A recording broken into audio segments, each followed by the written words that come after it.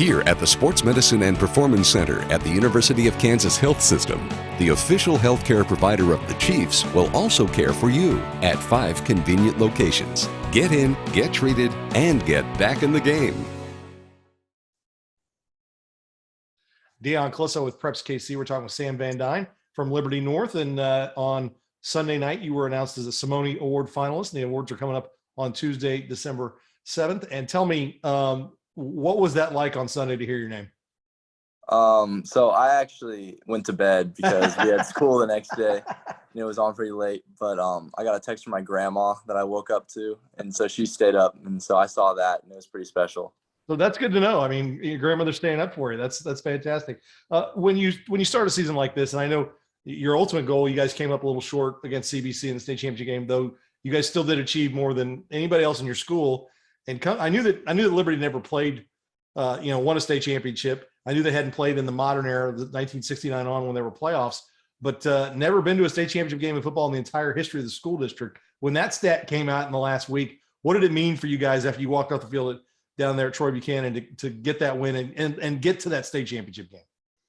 It was a really good feeling just to know that, like, you're making history and, like, everyone's going to remember that. But, yeah, after that, like, the first, like, hour or two after the game, it was fun to celebrate and be like, yeah, we did it. And then it was like, after that, we really had to get on the train and focus for the next week.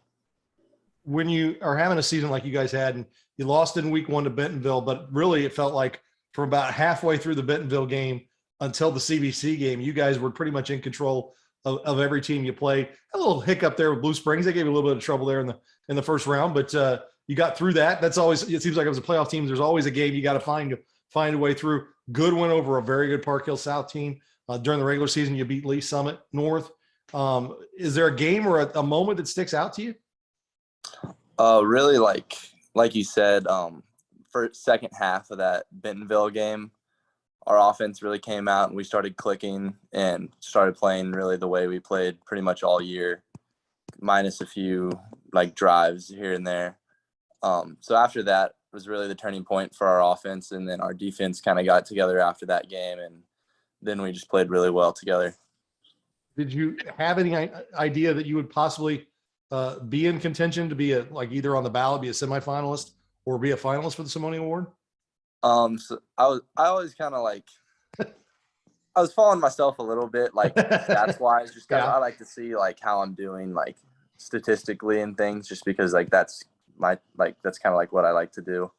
And I didn't really like compare myself with anyone else. I knew I was having a pretty good year, but really our team was having a better year, and so that's kind of really what paid off more than anything.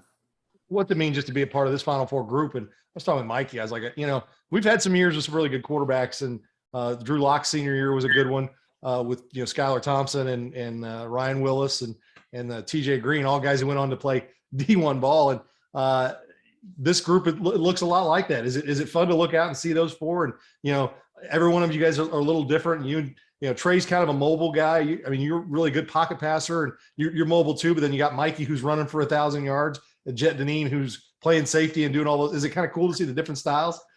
Yeah, and I don't really ever get to watch any of them play, and so just to see how well they're doing, I work out with a bunch of them during the off season, so we all know each other pretty well, and so it's fun to see people that like doing really well on their teams. Well, you guys have already racked up one award as a team, with Melvin being a sophomore to win the Buck Buchanan Award. There's been a few juniors, some pretty good juniors, guys who played in the NFL, Elijah Lee and Evan Boehm. And I know that I was hearing about Melvin a little bit last year, and then at the beginning of this year, people were like, "You need to see the middle linebacker from Liberty North." It's funny when you see him interviewed. He's a man, but he still looks a little boyish in the eyes and the face. What's it like to play? You got a lot of good players in this team, but to have a guy as a sophomore win that Buck Buchanan Award. I mean, it's just great for our defense because it's like having 3 guys out there at the same time.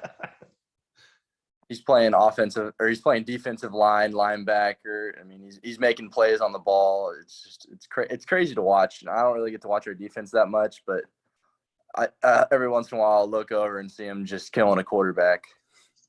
Well, tell me this: there's a lot of juniors, a lot of sophomores on this team. Good group of seniors that are graduating, like Kate Arizola, and some guys that are really good leaders for you.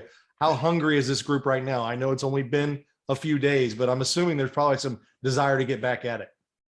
Yeah, I mean, when you lose the way we did in the state championship, I mean, there's always that like, all right, well, now we got to do it again.